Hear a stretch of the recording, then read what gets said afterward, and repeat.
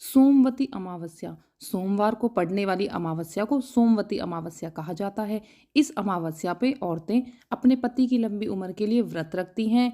इसकी कथा के अनुसार एक बार एक गरीब ब्राह्मण परिवार था। उनके एक बहुत ही गुणवान पुत्री थी, परंतु उसका विवाह नहीं हो पा रहा था।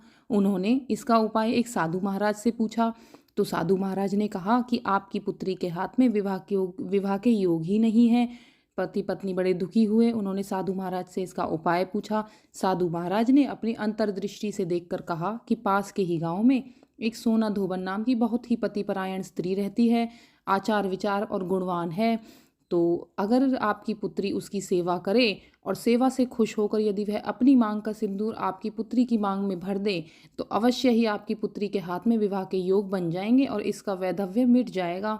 तो साधु महाराज ने अपनी पुत्री से यह सारी बात बताई और पुत्री तैयार हो गई और वह रोज सवेरे सवेरे उठकर सोना धोबन के घर में काम करती और आ जाती।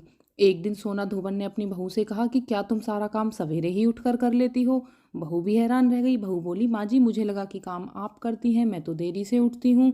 दोनों सास बहू घर की निगरानी करने लगी। उन्होंने देखा कि एक सवेरे सवेरे एक कन्या मुंह ढककर आती है और सारा काम करके चली जाती है।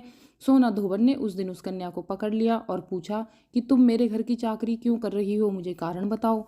वह सारी बात बताती है तो धोबन समझ जाती है, उसे बड़ा ही दुख होता है।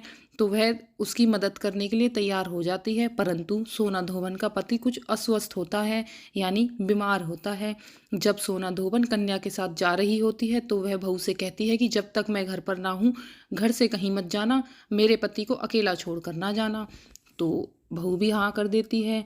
जब सोना धोबन उनके घर जाकर अपनी मांग का थोड़ा सा सिंदूर उस कन्या के मांग में लगा देती है तो उसका पति मर जाता है। सोना धोबन क्योंकि पति परायण थी, उसे इस बात का पता लग जाता है। वह घर से निर्जला ही निकली थी और मन में निश्चय करती है कि आज पीपल की पेड़ की 108 परिक्रमा करके और 108 बार भवरी दिए बिना वह जल भी ग्रहण नहीं करेगी।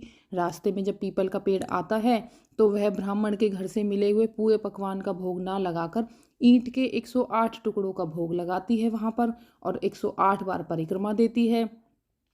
परिक्रमा देकर जैसे ही वह जल ग्रहण करती है उसके पति के शरीर में प्राण आ जाते हैं, क्योंकि वह बहुत ही पतिपरायण थी और निर्जला रहकर उसने सोमवती अमावस्या के दिन पीपल के पेड़ की पूजा की थी।